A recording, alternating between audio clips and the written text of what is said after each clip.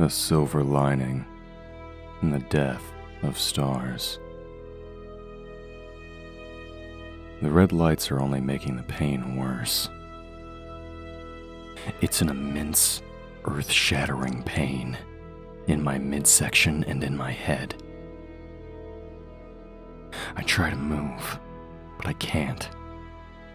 I try to speak, but I can't do that either. It hurts too much. And my voice obeys me no more than my joints, or my muscles, or my bones, or my mind. And yet, still, there is movement. I can feel myself being lifted up and placed on something. A bed, maybe. Or, no. A gurney. All right, One of the EMTs says. And several others then roll me into the back of an ambulance and climb in behind me. But I'm already fading fast and feeling an inexplicable heat by the time those doors are shut. One EMT, a blonde woman, shoots me a curious little look just as I'm slipping away, then says out loud, Wait, I think I know. We're made of that stuff, right? I turned around. There was a woman there. Red-haired and about my age, give or take. And she was alarmingly beautiful. But how long she'd been staring at the exhibit alongside me, I had no idea. I'm sorry? I said, you know we're made of that stuff, right? She nodded at the museum wall, which depicted in detail the births and life cycle and deaths of stars. I pursed my lips. We're made of stars? Yep. Isn't it awesome? She stepped up beside me and moved her arm across the diagram as she spoke. I just watched a documentary about it last night. Stars are just fusion factories held together by their own gravity. They start off fusing hydrogen to helium, and then they keep going on, fusing heavier and heavier elements, until they're fusing the heaviest stuff. Then, they exhaust their fuel and collapse under their own weight. And they blow off their outer layers and pretty much shower the galaxy with all these random elements, some of which are eventually used to create life. Huh. Yeah. I'm Robin, by the way. She extended her hand, and I shook it. Hey, Brian. Nice to meet you. There was an awkward pause before I said, Alright, I got one for you. If you replace the sun with a black hole, what would happen? Depends on its mass. Nope. The answer is, drum roll please, nothing. I mean, everything would get dark and cold, but we wouldn't fall in. Earth's orbit would remain entirely unaffected. If the black hole had the same mass as the sun. What? Well, you said would only be true if the black hole in question happened to have the same mass as the sun, which it wouldn't, because the sun isn't massive enough to collapse into a black hole. Oh. Damn. Yep. Me 1, you 0. Sorry, pal. All right, I said. You're on. Whoever gets the most points by closing time buys drinks. She smiled at that and punched me in the shoulder. Just light enough not to sting. All right, loser. Come on, the EMT says. There's a flurry of activity around me, and there are voices, too, and blinding lights, and a cooling down of that monstrous heat. One of the paramedics is looking me over. Then he looks to another colleague, the blonde woman, and he shakes his head, slowly. This one's gone, Rachel. But she continues running tests, running diagnostics, placing a soft hand on my arm in case I'm awake enough to appreciate the comfort. I am. Barely. But I'm fading fast. And that heat is coming right on back as I do. Not yet, he's not, she says. There's pain in her voice that she does her fruitless best to conceal. I already lost one earlier, Todd. I'm not losing. Another one, Robin said. And I laughed and agreed, and we rushed to the back of the line. See? Told you you'd like the Ferris wheels. Can't believe you've never been on one before today. She shrugged. Never thought they were as extreme as roller coasters, so I wasn't interested. Well, they're not supposed to be extreme. Ferris wheels are for all the parents waiting on their kids and sick people trying to relax their stomachs so they don't puke funnel cake all over the pavement. And adorable young couples, apparently. And just then, we were waved into the next seat. We sat ourselves down, and moments later, the great wheel began to groan and protest, and finally, to turn. It dragged our cart around its underside and then lifted it up to the top of its crest, where we could see the whole city at twilight, and the ships in the harbor that were backlit red with the setting sun, and the clouds that were lined at their tops with just a little bit of starlight. Robin snuggled up next to me and put her head on my shoulder, and I put my arm around her waist. For a moment, then, I could have sworn the empty seat in front of us moved on its own, and furrowed my brow. But then Robin spoke. "Thank you for being here with me," she said. I didn't respond with words. I just kissed her on her head and held her tight as the wheel began to take us down on the 1800 block of Gardensdale, one of the EMTs says. Yeah, another one, I know. Hell of a fucking night, isn't it? The conversation is muffled again in short order.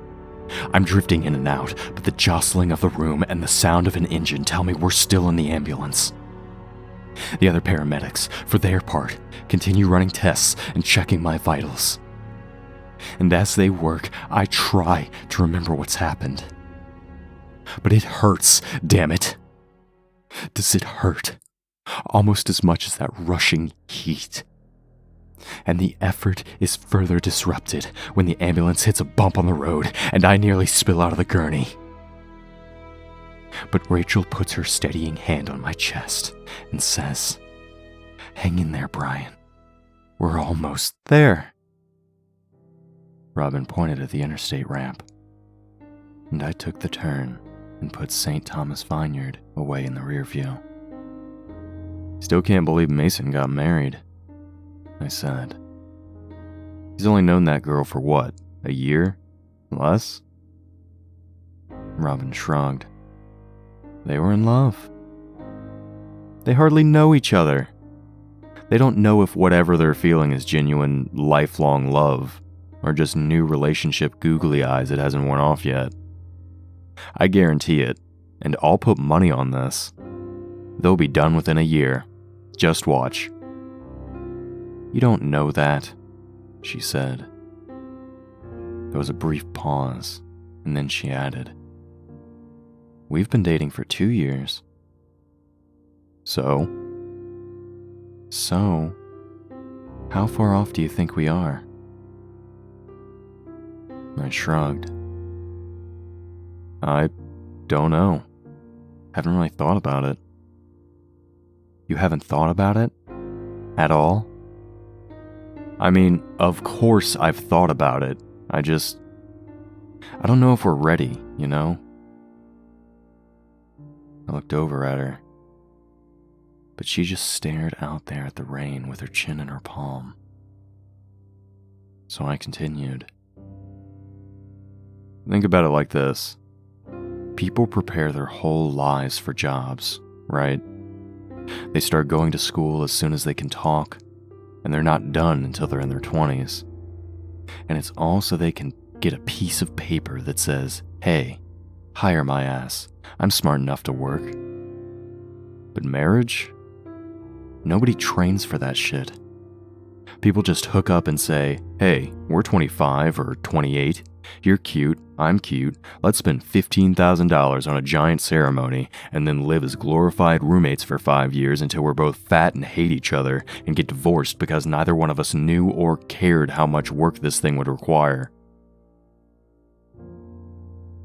There was a longer pause then, before she said, with a degree of seriousness I wasn't in the least bit prepared for, "Is that where you think we're headed? Glorified roommates?" Quickly, I calculated an avenue of retreat, but I calculated wrong. "No, not you," I said. "Not us. I mean most people, you know? Most people just dive in and either get divorced or stick it out till someone gets heart disease. The divorce rate is more than 50% now in the US, but the 'I don't love you anymore' rate? Shit, that's probably close to 90 by the time everyone hits middle age. I just want to make sure you're the right person, you know? If ever there were words I wish I could have taken back, it were those 12. She said nothing, but I saw her reflection in the window, and that little tear that welled up in the corner of her eye said more than words ever could. "Listen, that came out wrong. I just meant, can you drop me off at my car, please? I thought you wanted to come over. I don't feel good. Please?" And we drove in silence for a while, as the rain picked up its pace and fell in sheets and in torrents. After another 20 minutes, I made the turn into my street and parked. And once I did, she got out without so much as a glance and walked across the road to her own car. I ran to follow. "Robin, wait." I grabbed her lightly by the arm. It was slick with rainwater. "Talk to me, please. What do you want?" I blinked. "I want you to talk to me. I just said no. I mean with us. Where do you want this to go?" "Where do I want this to go? I want to be with you. Listen, I didn't mean to imply that I don't want that. I just want us to be smart about it, you know? Well, maybe love isn't something you can calculate on a fucking spreadsheet, Brian." She was shouting over the cacophony of the storm. "Maybe it's just this thing you feel, you know? And maybe it doesn't make any damn logical sense. Maybe it's not supposed to. But that's part of what makes it special. It's an adventure. It's a jump off a cliff with me type of thing. And yeah, sure, not everyone survives the fall, I guess. But if you find the right person, then a jump off the cliff with me type of adventure? Come on, Robin. We're not writing up a damn dating website profile here. This is real life. There are kids involved, and finances, and house buying, and mortgages, and all that shit. Not every day is some cute little romance comedy. This is half your life we're talking about. 2/3 even, okay? All I meant was that you have to be prepared for it. I thought we were prepared. What do you mean? She dug through her purse for a moment, and then held up a ring that was brilliant, even when covered in the rain. I felt my heart skip at least a full beat. Is that, it was my mom's, she said.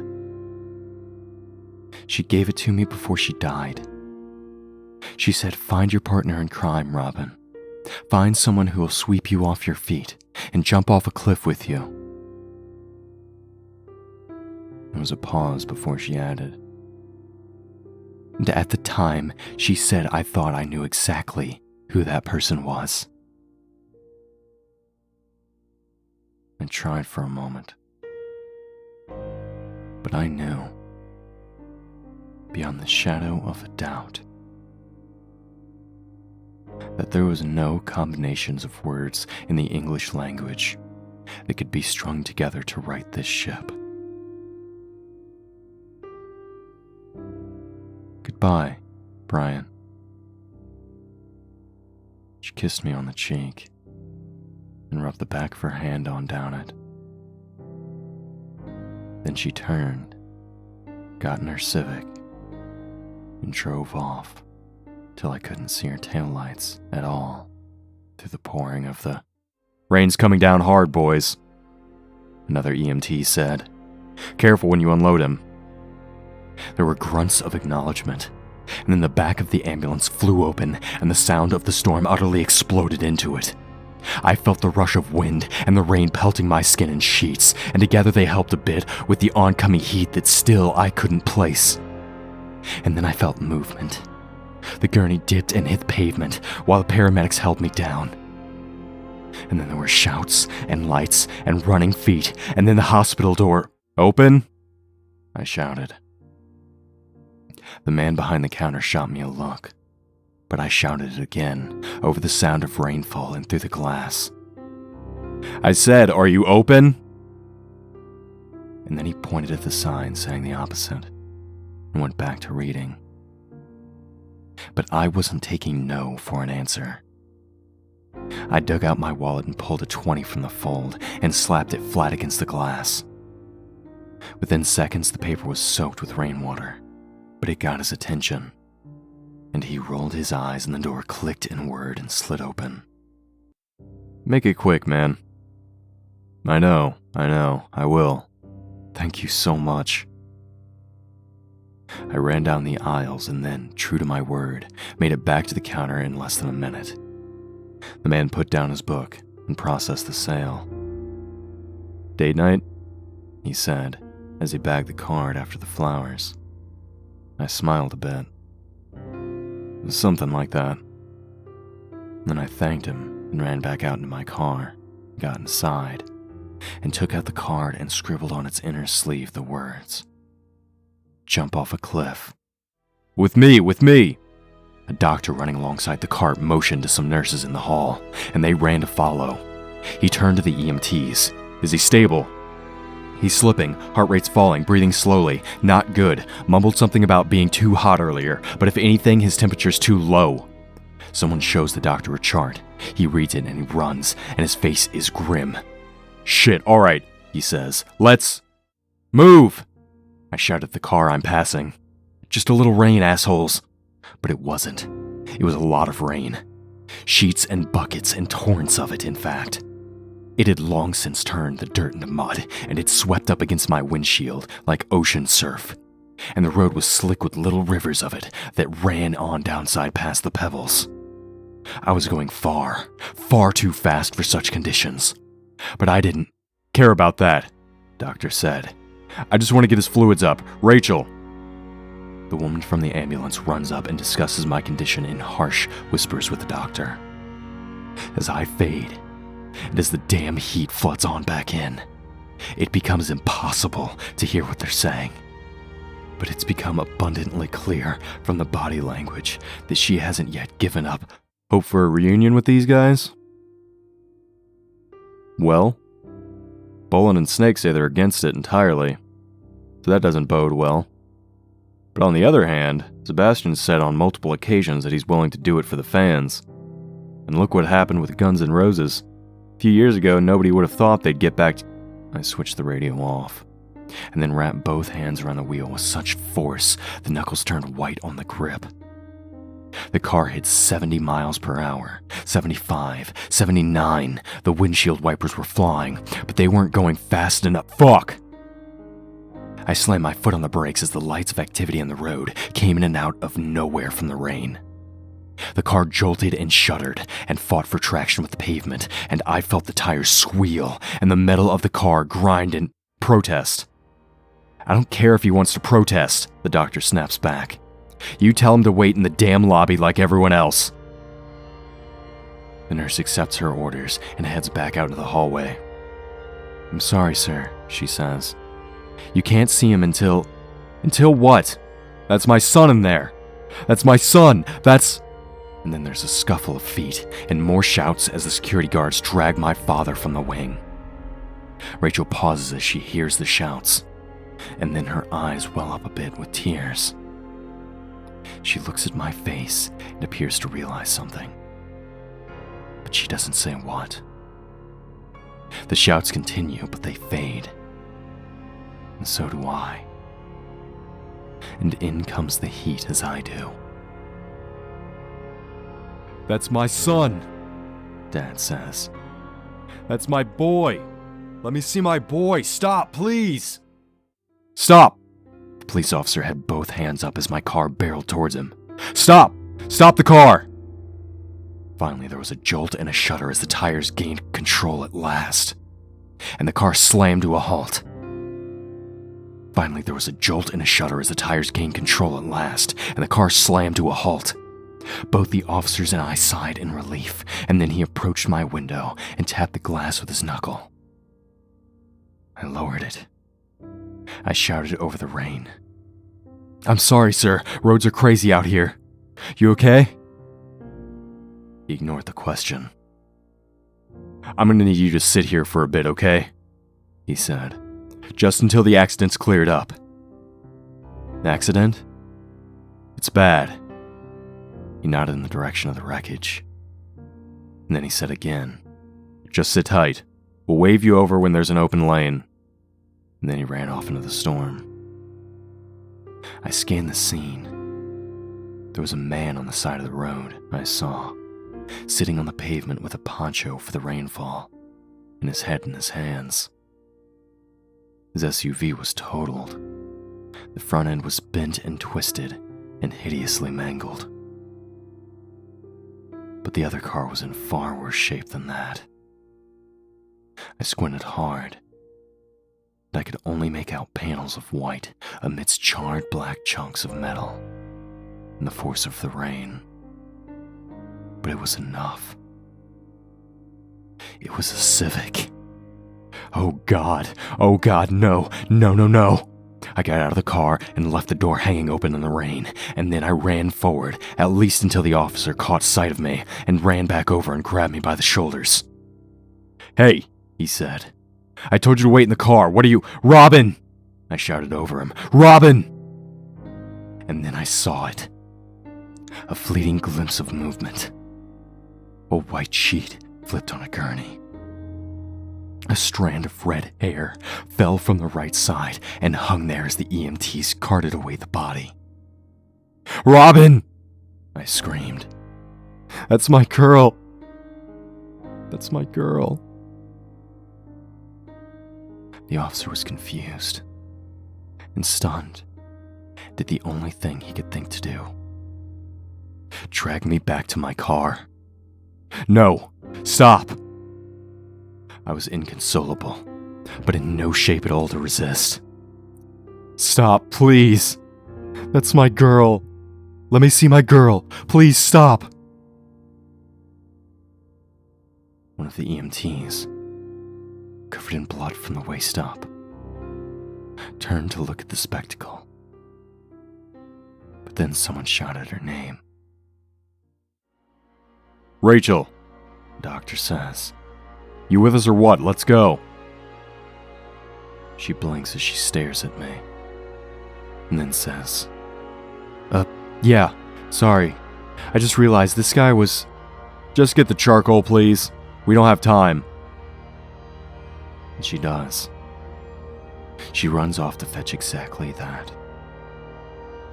And then I feel a hideously invasive sensation.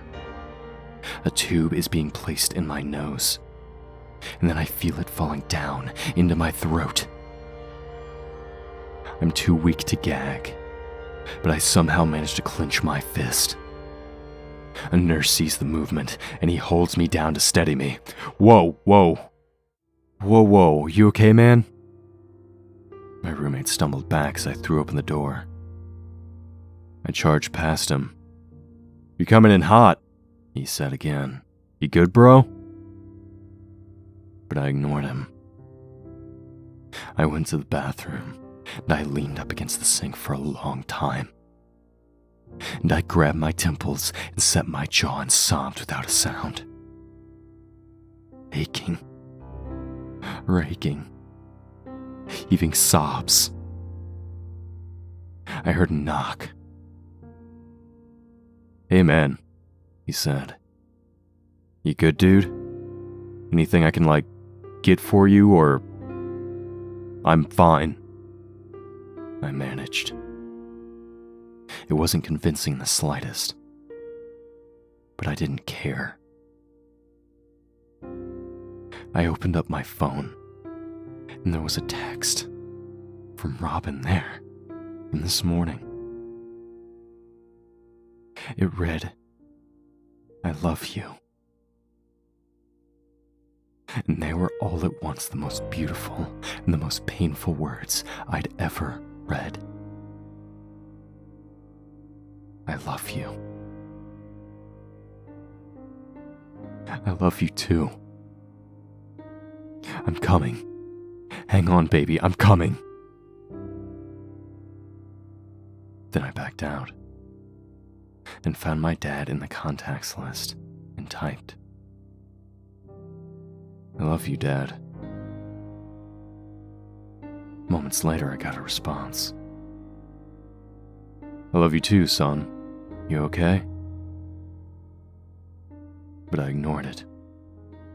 And then I threw open the cupboard and grabbed an old Bottle of pills, a nurse said. swallowed the whole damn thing. Lucky his roommate called in when he did. But the doctor is incredulous. Well, that remains to be seen now, doesn't it? Then he turns to the door, Rach, and she pushes it open with her elbow before he finishes. I got it, I'm here. All right, He says. fingers crossed, people. Let's see if we can't save a psycho. There are isolated chuckles. Rachel, though, almost snaps at her superior for the insult. But then someone says, Here we go. and then there is a thick, wretched black stuff funneling down that tube and down into my throat. I'm almost desperate enough, but not quite strong enough to resist it. I can feel it sliding and hitting bottom and pumping and pulsing. My heart rate is erratic. My breathing is erratic. My ability to comprehend the situation is every bit as erratic. I struggle as much as I can against the restraints, but all my effort and all my strength of my arms mustered up not more than the faintest of whimpers. But Rachel hears it. She moves to my side and she holds my head and says, in soft enough a whisper that only I can hear the words, "Don't follow her, Brian. Don't follow her. Please, Jesus, I need him here. I need this win." But I begin to fade all the same. One by one, as the spikes on the EKG slow to sporadic pulses, I see the nurses turn to each other and shake their heads. One by one, that is, until there is only a trembling Rachel there. and she's holding on for me tight enough for everyone in the room. Call it, the doctor says, just as the darkness swirls in, and I feel like I'm starting to fall away. Conversation carries on as I pass. 2:32 a.m. One nurse says. But I can hear Rachel screaming in protest. No, he's not gone. There's still time. There's still time to save him. There's still... But she's wrong. I'm already gone. Her voice and her face, those things are behind me as I pass. There's fading away into the darkness that's consuming me and swallowing me whole and throwing me to the winds. And just when the magnitude of the situation dawns on me, then comes the heat. There are monstrous amounts of it. It rips and tears and scorches and scalds. And had I the ability to scream out or even to breathe, I would have done so until my throat was hoarse. But then there was a new pain.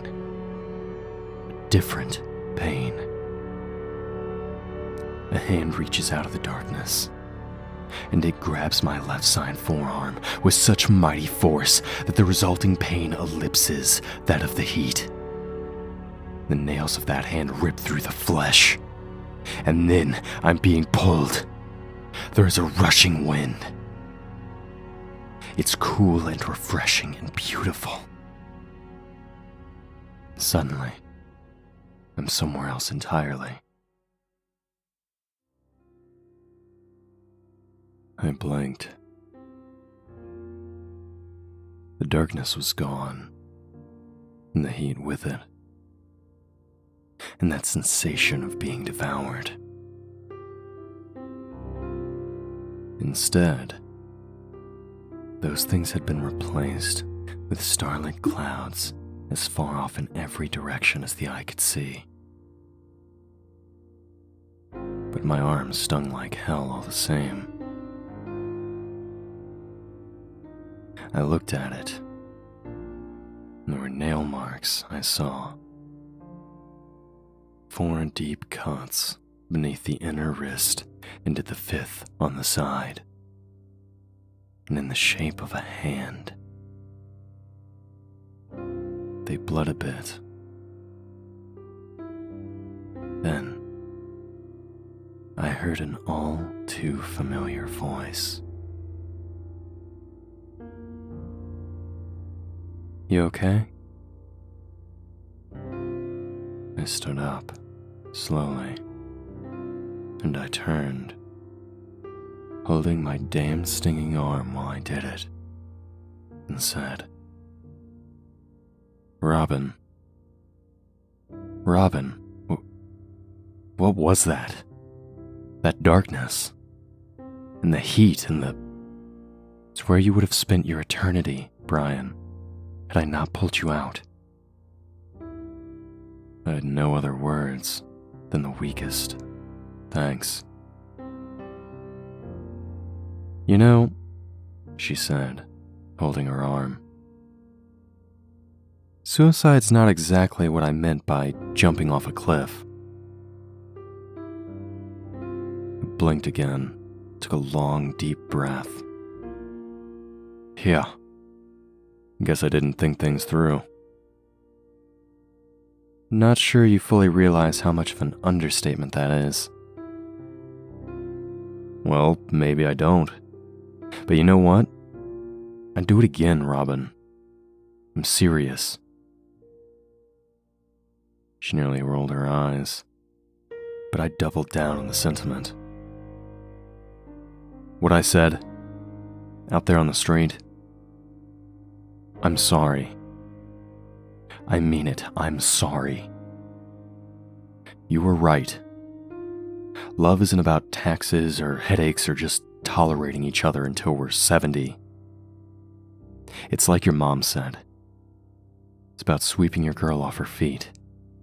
It's about jumping over cliffs with someone and not knowing where you'll land, and not caring, as long as you get there together. And if this is where we land, wherever this is, I'm okay with that. And I leaned in for a kiss. But she stopped me with her hand before it landed. And I opened my eyes. I can tell you've been working on that speech for a while, she said. Over and over again in my head, in the car, until I got to the scene of the wreck. I looked at the ground, and then back up at her. And I realized, right then, that if you fucking left the earth itself, then I would too. So here I was wrong too. She cut me off. What do you mean? About love. I was wrong. My mother was wrong. It's not just about crap you see in rom-coms and greeting cards, Brian. Again, I blinked. I know that. I know it's something you feel in your heart that defies logic and reason, not something you can put on a spreadsheet, like you said earlier. She sighed a bit, and then said, "Can I show you something?" I guess so, sure. And then she took my hand. Infinity rolled in and faded back out. And all of a sudden, we were somewhere else entirely. Are we on the Ferris wheel? Yep. Turn around. I did. And there we were. Past Robin and past me. On the seat above and behind us. I remember it like yesterday. We were staring out at the whole city at twilight, and the ships in the harbor that were backlit red with the setting sun, and the clouds that were lined at their tops with just a little bit of starlight. I rustled in my seat a bit and moved, and past me saw it and looked like he was about to speak. But before he did, past Robin said, "Thank you for being here with me," and got a kiss on the forehead. "What do you see?" Robin said. "Us. A year ago and change. I remember that day like it was yesterday. Your mom had just died, so I took you here to get your mind off things. You did. That was the first day in months I truly felt safe and at peace. That was love.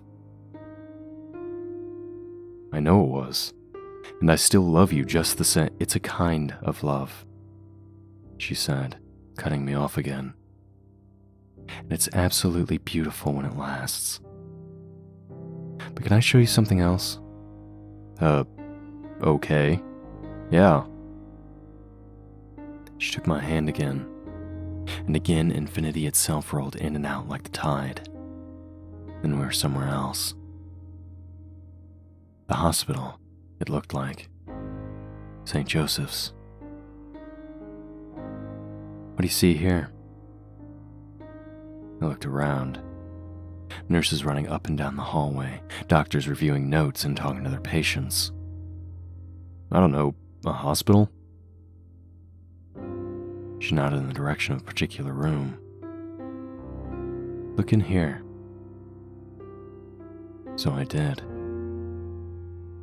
There was a woman on the cot. She was emaciated and hairless, deathly frail. And doctors inside were shutting off the last of the machines. "A dying woman," I said. "Looks like cancer." "Yep, and what about there?" I looked down. There was a nurse crouched down in front of the same door and talking to a girl, 8 or 9 years old, if I had to guess, in silly voices. Girl had been crying. The nurse managed to make her smile a bit, even as her mother died on the other side of the door. Looks like a nurse comforting a little girl. That's right, Robin said. And that little girl will remember that nurse for the rest of her life. Even if they never meet again, or so much as exchange names, as the lady who came to her in her darkest hour and made her smile. She turned to me. That's love, too. Just as beautiful and just as precious as what we had. What's your point? She didn't answer. She just stuck out her hand with a sad smile, and I took it. Infinity faded in and out a third time, and then we were in a waiting room. See that? Robin pointed to the corner of the room, and I squinted. Oh hey, what's Dylan doing here? He called the ambulance when you didn't come out of the bathroom, she said. He knew something was wrong, and when they drove you off, he followed from there. Been standing there ever since, asking for information on you every time a nurse walks by. He's starting to annoy them. I watched my roommate for a bit, and sure enough, he grabbed a nurse and asked her a question that I couldn't hear. She said something pleasantly dismissive, and he nodded, and then leaned his head back up against the wall, closed his eyes.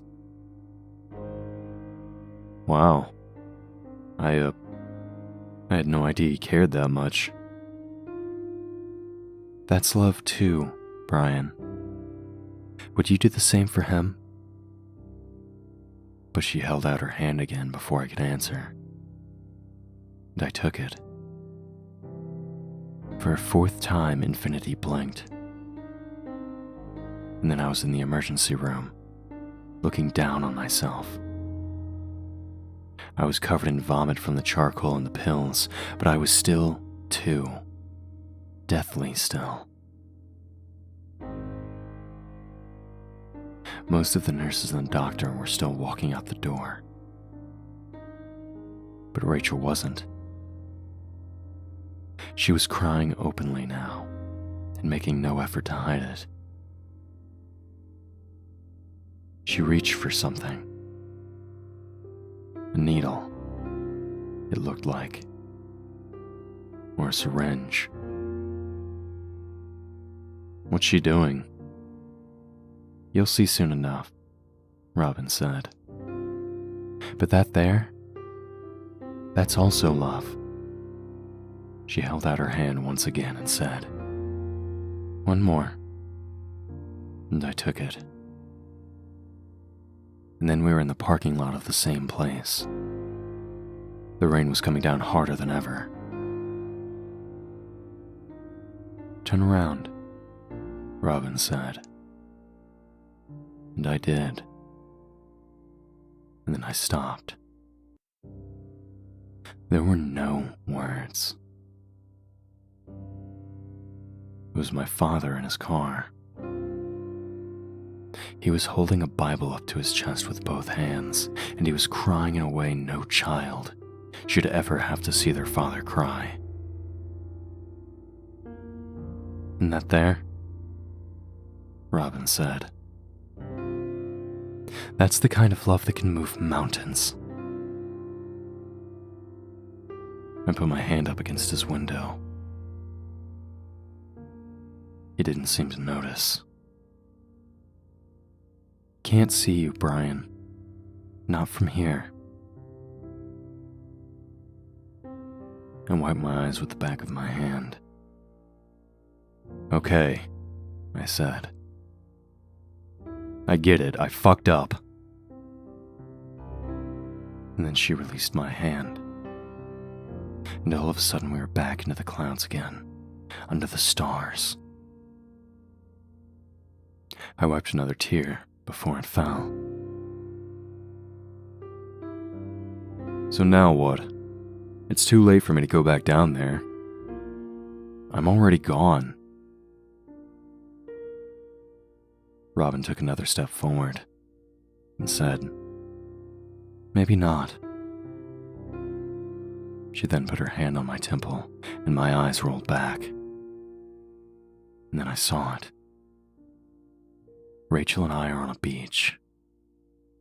Her child is playing out in the surf, and the sun hits her hair just right. For that moment, it is made of gold. And then the image fades, and another one takes its place. A birthday party. I have silver hair at my temples. Rachel does too, but it doesn't matter. Our little girl is turning 10. And then that image fades too, and is replaced by another, and another, and another, each one yielding another moment where someone loves someone else enough for it to break through the clouds and be seen forever, even if the moment itself lasts only for a heartbeat. Finally, there's an image of Rachel and myself on a porch as old as we are, and she still holds my hand and says, "I'm glad you didn't follow her." And I say back, "Me too." And I kiss her on the head. And then Robin pulls back her hand, and there we are again, standing out in the clouds together. "How did you do that?" I asked. She shrugged. "Time has nearly no meaning in this place. I've been here for a while, Brian. And yet the doctors haven't even left your operating room. Don't think too much about it. Just think about what you want." "That," I said. Was that my future?" She shrugged again. "Could be. I don't know what you saw, and I don't need to know. Is it enough?" I nodded, and she stepped forward again and said, "Then go and get it. I'll miss you too damn much." "Well, there's nothing wrong with missing someone," she said. "That just means love lasted a little longer than what ignited it. So go ahead and miss me. You owe me that much. Feel the loss. Stand up to the storm like a man and memorize the pain and learn it inside and out. Let it roll over you in waves and run its course. And then one day, you'll wake up and realize you have scar tissue where the skin used to be. And you'll be stronger than the grief ever was." "I can tell you've been working on that speech for a while." "Like I said, I've been here for a while." And then she kissed me. One last time. And for the briefest moment, all the little scars and cuts and scrapes and nicks in my heart were filled up and made whole. And she said, "You're made up of the stars, kid. Now go light up the world." And then she was gone, Rachel, okay? I'm not going to tell you again, but I shot up right before the doctor could finish the thought. And I gasped for air when I did and grabbed at my chest with more strength than I'd had in hours. There was a needle in it, a bolt of life to the heart, and Rachel broke down in tears when she saw me. "Well, I'll be damned," the doctor said. "Welcome back to the world of the living, son." And Rachel, she turned around. "Good work, kid. Made me proud." He left, and she turned back to me and tried to hide a smile while she did it. "Hey there. How are you feeling?" "Better than dead." was a pause before I added, "Hey, I'm glad you got your win." She took my hand and squeezed it. For a moment, she paused when she saw a scar below the wrist that looked like a result of fingernails dragging through flesh. But then she dismissed it and said, "I am too. And you'll get yours, okay? I promise you will." "I know," I said. And with that, she got up and left the room to go save someone else's life. Well, I took out my phone and opened up the most recent text and hit reply. "Am now."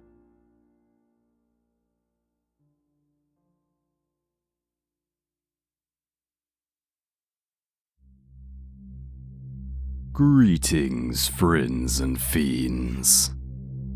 It is I, Chronicler.